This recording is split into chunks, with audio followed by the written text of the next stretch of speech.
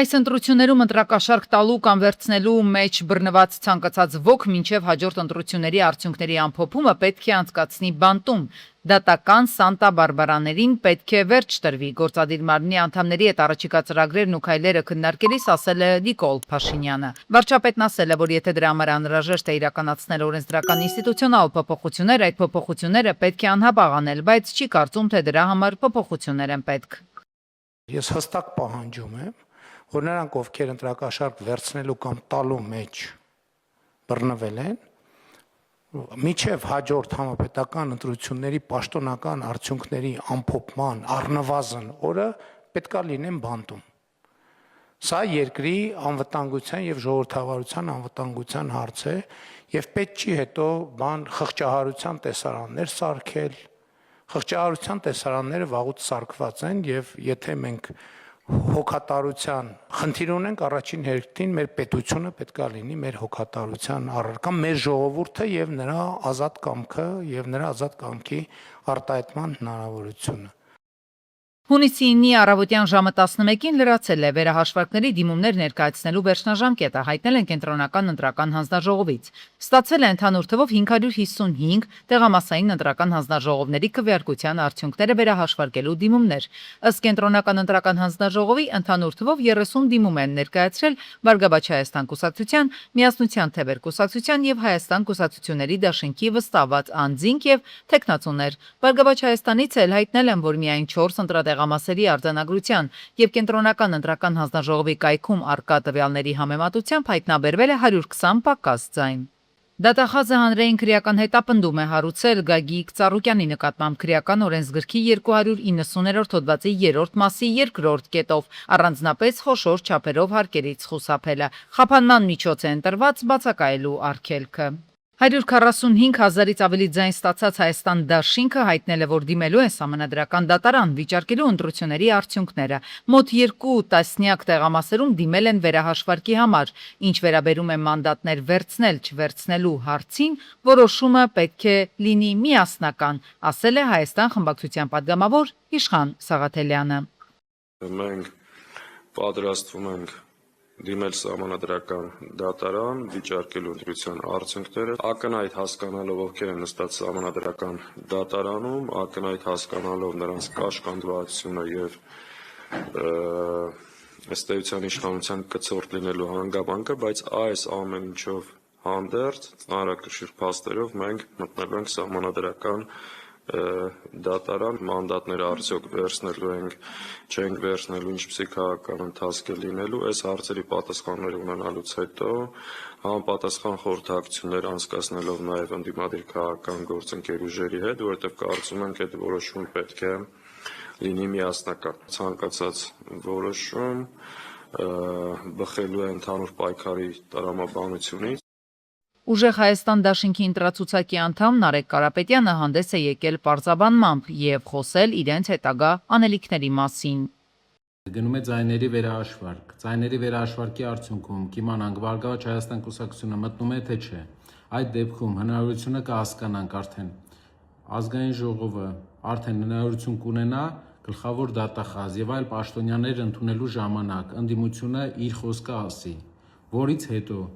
պարզ կլինի ազգային ժողովը կունենա գործիքակազմ դեմ կանգնելու, քանի որ այս անգամ իշխանությունը շատ մանդատներ է կորցրել դեմ կանգնելու ապօրինություններին, հիմնականում դատախազության հետ կապված եւ այլ մարմինների նշանակումներ պետք է արդեն հաստատեն դատարաններ, պետք է հաստատեն ազգային ժողովի հետ։ Սա ենք հիմա մենք սպասում, ԲՀԿ-ի տարբերակին ենք սպասում, որից հետո հանդես կգանք հայտարարությամբ։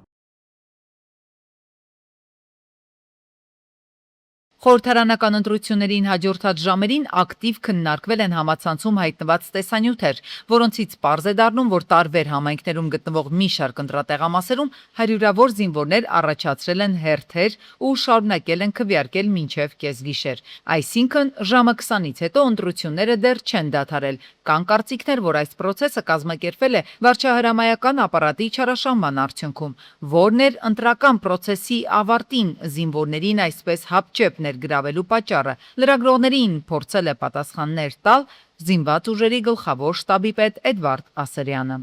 Հնարավոր չէ ավելի շուտ իրենց բերեն, որ Նայեք, մենք մեր զինծառայողները ընտրատեղամասի տարածքում եղել են սահմանված ժամին։ Այսինքն ոչ մի զինծառայող ընտրատեղամասի ուշ չի ներկայացել։ Դրա համար էլ կարող եք հարցերը տալ ընտրական հանձնաժողովի նախագահին եւ մյուսներին։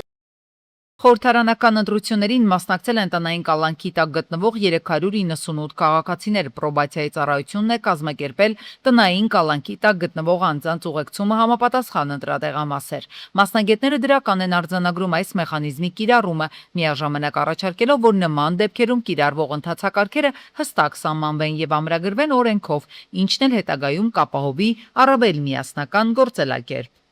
Ներկայիս ընտրությունների ընթացքում պրոբացիայի ծառայությունը բարեխիղճ գործեց, անձանց ծանուցեց, դեռևս 2 շաբաթ առաջ ծանուցեց, ընտրատեղամաս ներկայացրեց։ Ամեն դեպքում այդ ընտրատեղամաս ներկայացնելու խնդիրը օրենսդրական ձևակերպում նույնպես պետք է ստանա, ինչը կարծում եմ արդեն թե գործադիր թե օրենսդիր մարմինների խնդիրն է, կարծում եմ մեծ խնդիր չի առաջացնելու այդ օրենսդրական նախագծի ընդունումը, որը կօգնի ինչպես համապետական, այնպես էլ տեղական կառավարման մարմինների ընտրությունների գործընթացում։ Ներքին գործերի փոխնախարարը լրագրողների հետ ճեպազրույցում հայտնել է, որ հունիսի 7-ին ընտրատեղամասերում արձանագրվել են արդար, ազատ ու թափանցիկ ընտրություններ։ Միևնույն ժամանակ ներքին գործերի փոխնախարարը հայտնել է, որ մշտադիտարկման արդյունքում արձանագրվել են մի շարք դեպքեր եւ դրանց մի մասը ստուգման փուլում է։ Հնարավոր ծեծի, խուլիգանության դեպքեր արձանագրվել են եւ հաղորդումներ են ներկայացվել նախաքննության մարմնին։ Փոխնախարարը սակայն չի կարողացել հայտնել, թե քանի գործ կա հարուցված։ Միայն հայտնել է, որ 100 դեպք են ներկայացվել քննչական կոմիտե։ Փոխնախարարը հնարավոր է համարել նաև, որ ընտրական ցուցակների հետ կապված թերություններ լինեն։ Դրանք ես չեմ կարծում, որ էական են եւ պարզաբանվել են եւ ընտրության օրը պարզաբանումներ տրվել են օպերատիվ աշխատել են այն միգրացիա եւ քաղաքացիության ծառայությունը եւ ընդ որում եթե կան նաեւ էլի պարզաբանվող հարցեր բավականին թափանցիկ process-ում կարելի է դրանք տալ պատկան մարմիններին ստանալ պատասխան։ Թվարկված դեպքերը տենց ամբողջությամբ չնույնացրեցի, բայց բոլորը ներկայացված են եւ համապատասխանաբար քննություն ակտիվներ։ Վերջին ամիսներին հատկապես կալանքի հարցեր քննող դատավորները հայտնվել են մեծ ծանրաբեռնվածության տակ, կարճ ժամկետներում քննելով տասնյակ միջնորդություններ։ Թե որքանով է այդ իրավիճակը ազդել արդարադատության բնականոն ընթացքի վրա, գնահատականները տարբեր են։ Բարձրագույն դատական խորհրդից նշում են, թե ծանրաբեռնվածությունը նոր երևույթ չէ, սակայն ընտրական ժամանակահատվածում այն զգալիորեն աճել է, ընդգրկելով ոչ միայն հակակոռուպցիոն դատարանը, այլ ամբողջ դատական համակարգը։ Խոզարկությունների միջնորդությունների թիվը հակակոռուպցիոն դատարանում 400 է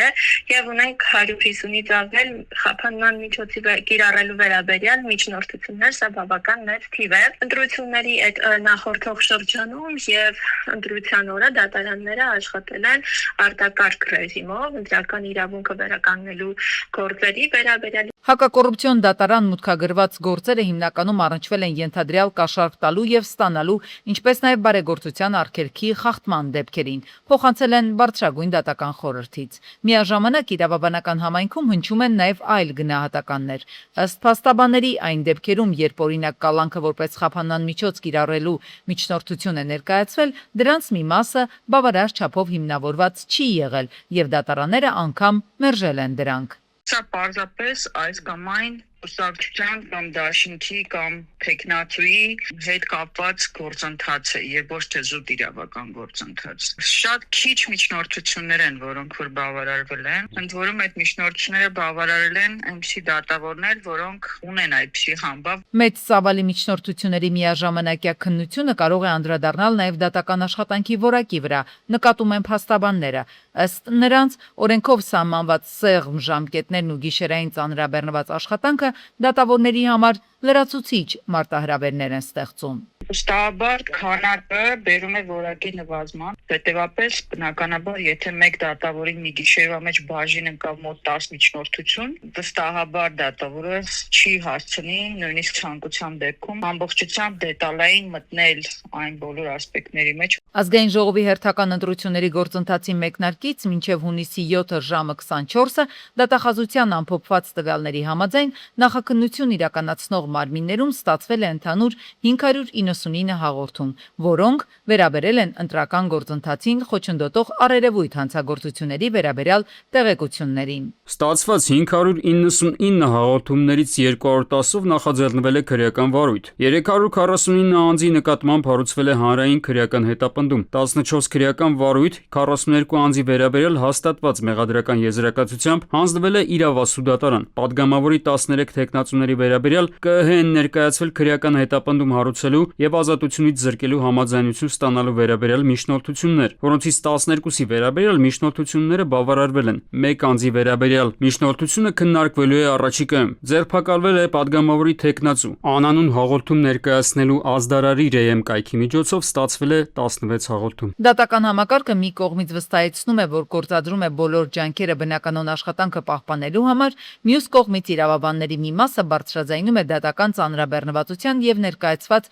միջնորդությունների հիմնավորվածության խնդիրը։ Ընտրական շրջանն ավարտվել է, սակայն դրա շուրջ մասնագիտական քննարկումները, թե որքան արդյունավետ եւ հավասարակշռված է արդարադատության իրականացումը, դեռ շարունակվում է։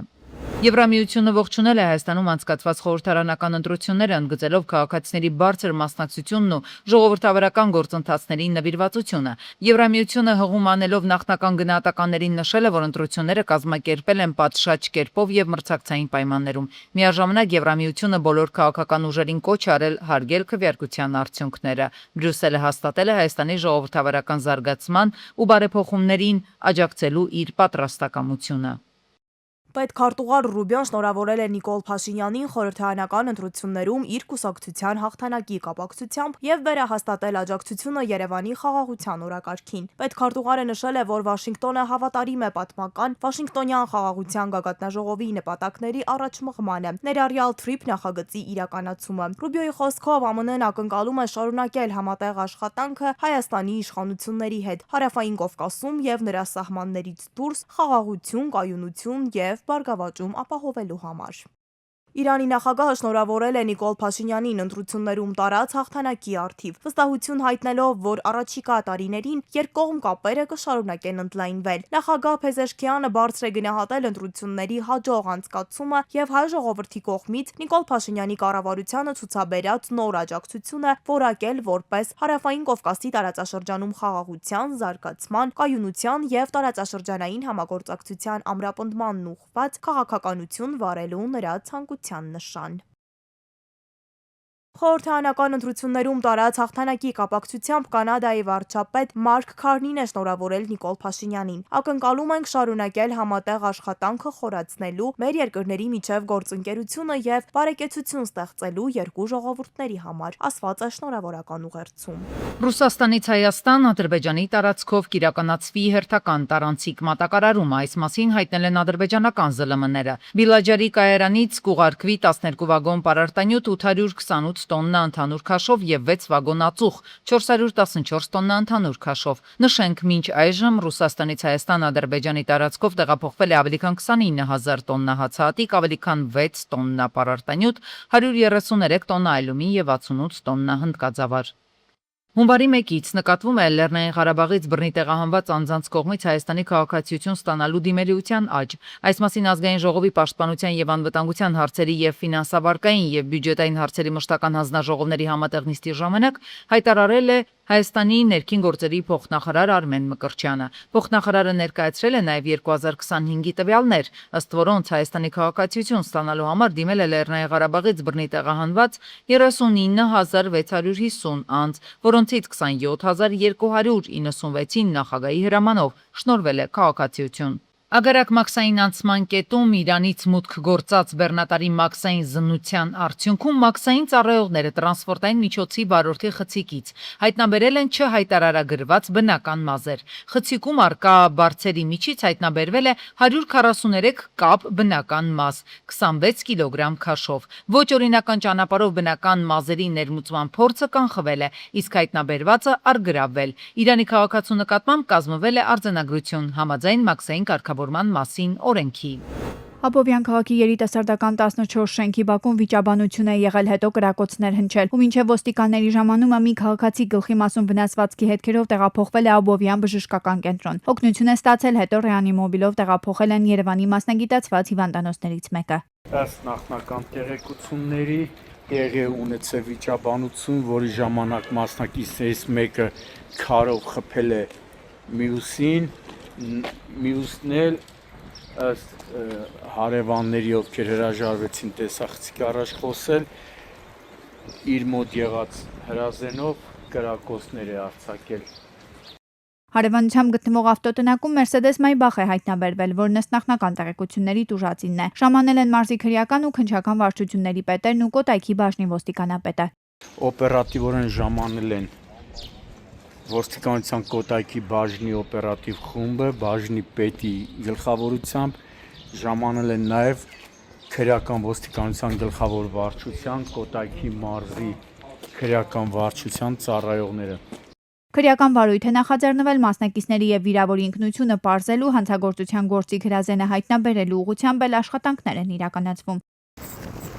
Աղցք գյուղի Սարում առեղծվածային դեպք է տեղի ունեցել 50-ամյա հովիվը իր 7 կովերին, 6 ցուլերին եւ 1 երինջին սատկած է հայտնաբերել։ Տղամարդը անակնկալի է եկել, քանի որ նրա խոսքով կենդանիները առողջ էին։ Կայծակի հարվածը հովիվը բացառում է։ Այսինքն կովեր եկել է ստեղից։ Հա։ Ցուլիկ իրա ուժով, որ արդեն գիտակցությունը կորսելով ցուլը իրա։ Գնացել գնացեն գել անդեղ։ աղագին էլ հեռու է, 40 մետր կլինի։ Հովիվը կասկածում է, որ կենդանիներին թունավորել են, քանի որ այլ վարկածներ չունի, իսկ կենդանիներն ընտանիքի համար ապրուստի եւ եկամտի միջոց էին, որոնք սակայն հիմա չկան։ Սա մի հերթով 1, 2, 3 գնո այդ բանը նույնը։ Մի դաժե մի հատ յոնջալ չկա, որ մտածես ասես յոնջանկերը ուռել են։ Սետկեն փակած, այնտեղ երբեք չի կարողանասուն անցնել։ Ում դիմեն չգիտեն, օգնության կարիք ունեն ծանր վիճակից դուրս գալու համար։ Պատասխանատուների ուշադրությունն են հրավիրում նաև իրավապահներինը, եղելությունը պարզելու համար։ Հիմա այս մարդկանց համար առաջինը հետաքրքիր է, թե ինչն է եղել այս ամբողջ խոշոր եղջերավորանացումների սատկելու պատճառը ու տարածքում էլ այնպես չի, որ ասում են, թե կաղա յոնջային կերը ուռել են։ Յոնջա ընդհանրապես չկա, նայում եք, տեսնում եք։ Դեպքի մասին արդեն գյուղացիները տեղեկացրել են ոստիկանության աշտարակի բաժին, չէ՞։ Ոստիկանության աշտարակի բաժին, որտեղից եկել են, արձանագրել են գյուղապետարան։ Գյուղապետարանը կուրսի է, գյուղապետարանը տեղակալը կուրսի է։ Մարզպետարան։ Մարզպետարանը համար չունի չեմ զանգահարել։ Դե գյուղապետը կարա ասելի։ Գյուղապետը ասես կդիմեն, բայց չեմ իմանում, բեմելա թե չասես, որ ընտրությունները կարող խառնվել չպատասխանեն հարցի։